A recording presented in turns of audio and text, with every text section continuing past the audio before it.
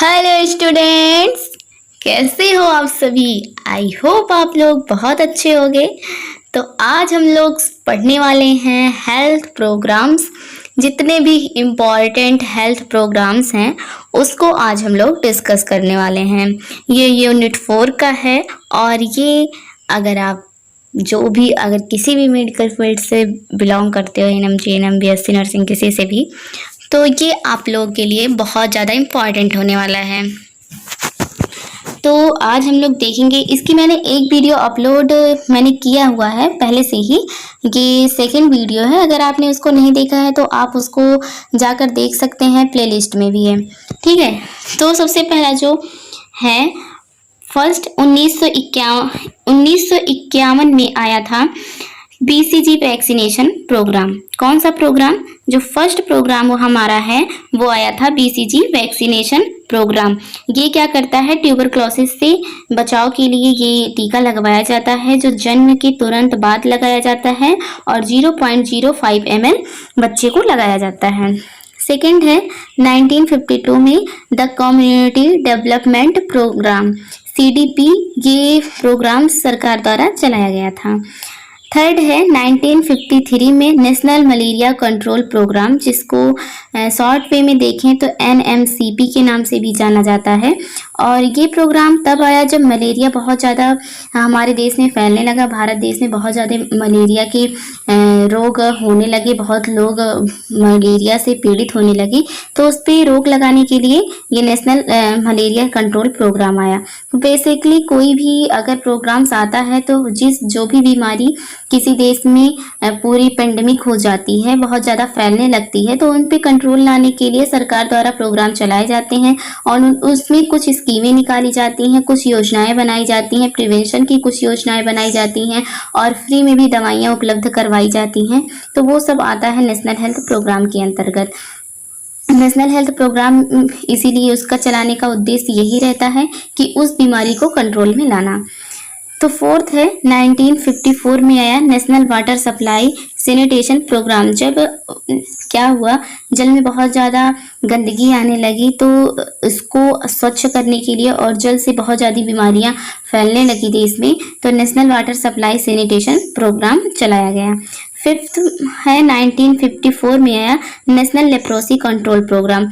तो लेप्रोसी जो होता है, जिसको कुष्ठ रोग के नाम से जाना जाता है, जिसमें वाइट स्पॉट पड़ जाते हैं, तो ये होता है लेप्रोसी। और लेप्रोसी माइकोबैक्टीरियम लेप्रोसी की वजह से होता है। ये बैक्टीरिया की वजह से होने वाली एक बीमारी है। जब ये बीमारी बहुत ज़्यादा देश में होने लगी तो फिर क्या किया गया, ये प्रोग्राम चलाया गया। छठा है 1955 में आया था national filaria control programme. Filaria की बीमारी जब बहुत ज़्यादा फैलने लगी देश में तो फाइलेरिया कंट्रोल प्रोग्राम चलाया गया। सातवां है 1958 में आया NMCP was converted into national malaria eradication programme. जब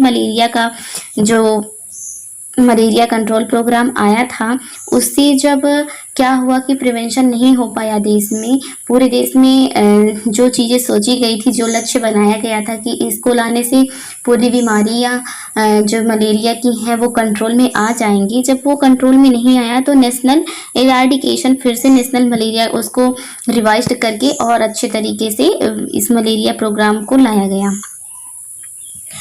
1962 में आया the national smallpox eradication programme. सबसे पहले तो नेशनल स्मॉल पॉक्स प्रोग्राम आया था, फिर उसके बाद national smallpox eradication programme आया। 9th है 1962 में आया the school health programme. School health programme में क्या होता है, बेसिकली स्कूल में जितने भी टीचर हैं उनको शिक्षित किया जाता है कि अगर बच्चे में कोई भी बीमारी होती है तो उनको कैसे थोड़ा फर्स्ट एड का बॉक्स वहाँ पे तैयार करें और स्कूल में जितनी भी बीमारियाँ होती हैं उनको सूचना दें। और जो स्कूल में देखते होंगे आप लोग, कैंप भी लगाया जाता है, फ्री कैंप होता है, बच्चों का इलाज होता है, वो स्कूल हेल्थ प्रोग्राम के अंतर्गत आता है। 1962 में आया the national goitre control programme. National goitre programme, जिसको घेघा के नाम से भी, ये ग्वाइटर को घेघा के नाम से भी जाना जाता है, ये बेसिकली आयोडीन की कमी की वजह से होता है। तो इसमें क्या कहा गया कि आयोडीन युक्त नमक का सेवन करें और जितने भी नमक हैं उसमें उस टाइम जांच भी किया गया कि जो ऐसे नमक हैं उन पे बैन भी लगाया गया।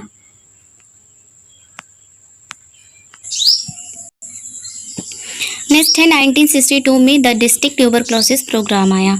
तो 1962 में जो डिस्ट्रिक्ट ट्यूबरक्लोसिस प्रोग्राम था, इसका बेसिकली एम देखें तो ये था कि जिससे कि डिस्ट्रिक्ट में क्या किया जाए, डिस्ट्रिक्ट में सेंटर बनाया जाए जिससे लोगों को ज़्यादा दूरी तक ना जाना पड़े और वो अपनी ही डिस्ट्रिक्ट में ट्यूबरक्लोसिस का इलाज करवा सकें।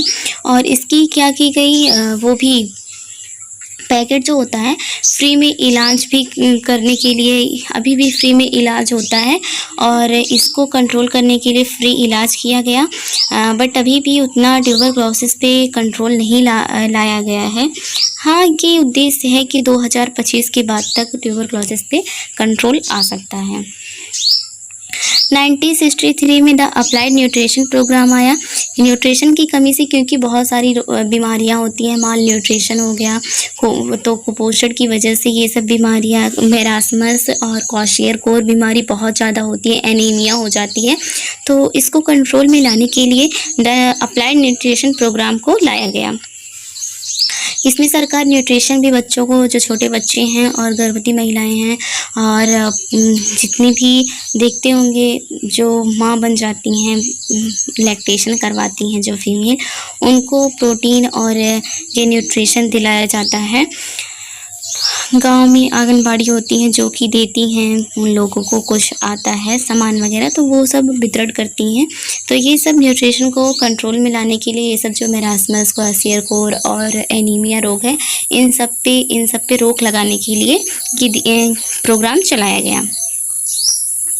1970 में the national trachoma centre programme. Trachoma एक आँख की बीमारी होती है, इस पर रोक लगाने के लिए, जब बहुत ज़्यादा बीमारी ये फैलने लगी तो इस पर रोक लगाने के लिए the national trachoma centre programme को चलाया गया। 1970 में all India hospital postmortem family planning programme चलाया गया। फैमिली प्लानिंग जो प्रोग्राम है उसको चलाने का मुख्य उद्देश्य है कि जनसंख्या को कंट्रोल में लाना, क्योंकि बहुत लोग ऐसे होते हैं जो बच्चे नहीं चाहते हैं, बट अनचाहे गर्भ से उनको मुक्ति दिलाना ही इसका मेन उद्देश्य था। 1975 में integrated child development scheme ICDS चलाया गया। बच्चों के डेवलपमेंट को देखते हुए उनके डेवलपमेंट को और अच्छे से करवाने के लिए ये प्रोग्राम को चलाया गया। तो नेक्स्ट है 1960 में, 1 सेकेंड जस्ट। तो नेक्स्ट 1976 में नेशनल प्रोग्राम फॉर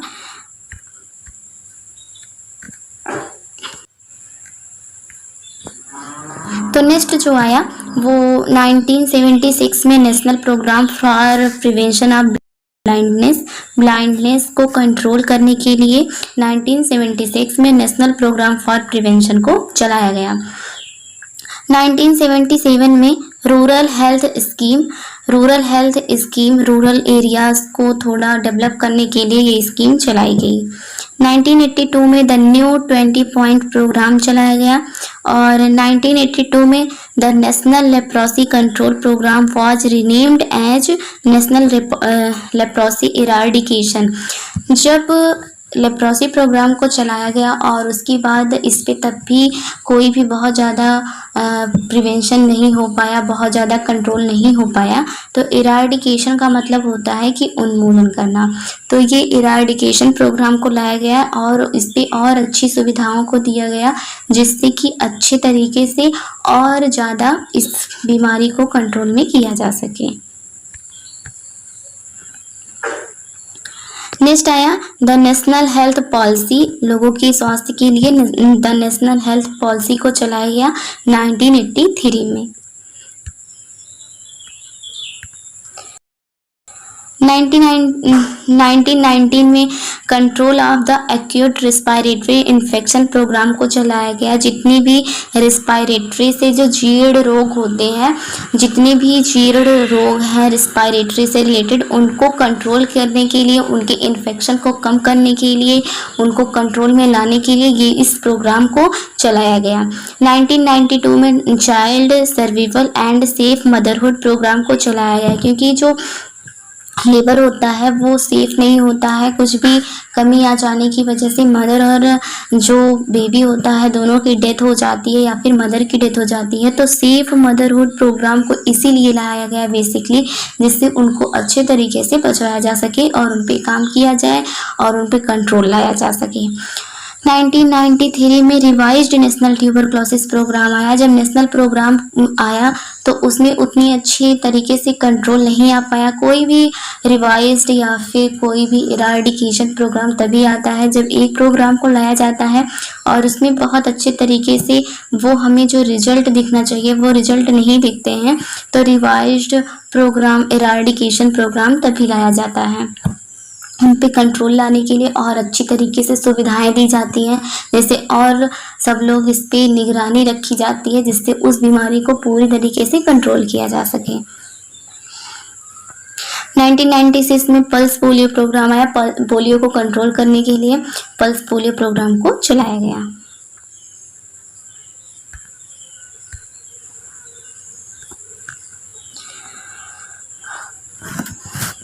1996 में याज इराडिकेशन प्रोग्राम आया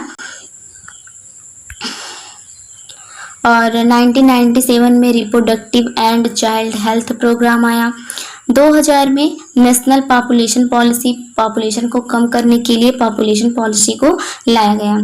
33 जो है उसको देखते हैं। 2002 में नेशनल हेल्थ पॉलिसी को लाया गया और 2003 में national vector borne disease control programme, जितनी भी वेक्टर्स डिजीजेज होती हैं जैसे कि मलेरिया हो गया, डेंगू हो गया, तो ये सब जो डिजीज हैं वो वेक्टर बोर्न डिजीज के अंतर्गत आती हैं। इन सबको कंट्रोल में लाने के लिए 2003 में नेशनल वेक्टर बोर्न डिजीज को लाया गया।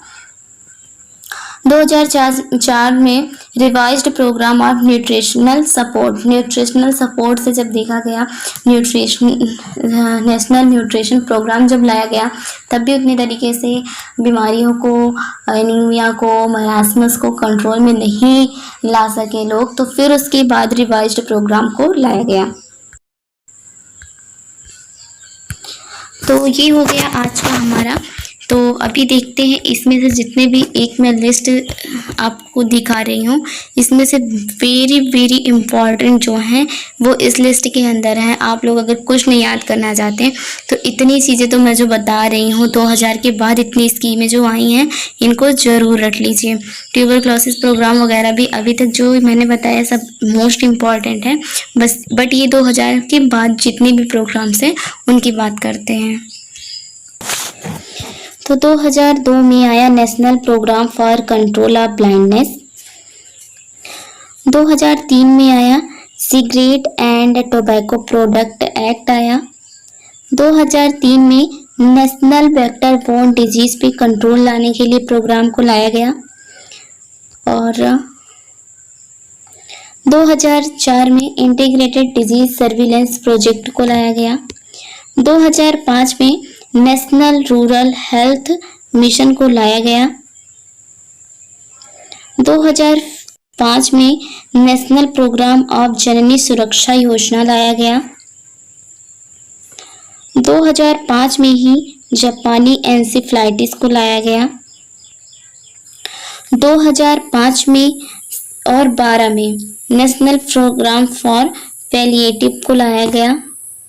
2006 में national programme for rehabilitation of person with disabilities. Rehabilitation वो प्रक्रिया होती है कि व्यक्ति को पहले की अवस्था में वापस लाना, जैसे कि अगर किसी का एक्सीडेंट हो गया है, उसके पैर टूट गए हैं तो उनको वो लोग डिप्रेशन में चले जाते हैं और कोई भी काम नहीं करना चाहते हैं। उनको लगता है कि हमारी लाइफ तो बर्बाद है, तो उनको पहले की अवस्था में पुनः जैसे वो पहले थे उसी अवस्था में लाना ही रिहैबिलिटेशन प्रोग्राम कहलाता है। 2006 और 7 में नेशनल प्रोग्राम, ये तो दिख ही नहीं रहा। अब हम बात करते हैं कि 1952 से कितने प्रोग्राम आए हैं।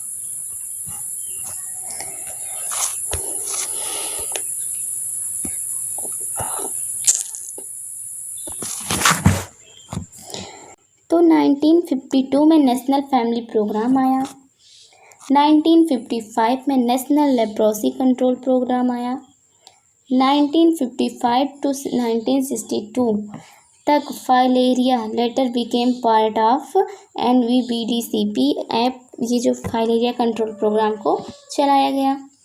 1958 में नेशनल प्रोग्राम ऑन मलेरिया को चलाया गया और 1962 में ट्यूबरक्लोसिस कंट्रोल प्रोग्राम को चलाया गया। 1962 में ही national iodine deficiency disorder control programme को चलाया गया। 1962 टू से 1963 तक मिड डे मील प्रोग्राम को चलाया गया। 1972 में national nutritional anaemia prophylaxis programme को चलाया गया। 1972 से 1973 तक national rural drinking water programme को चलाया गया।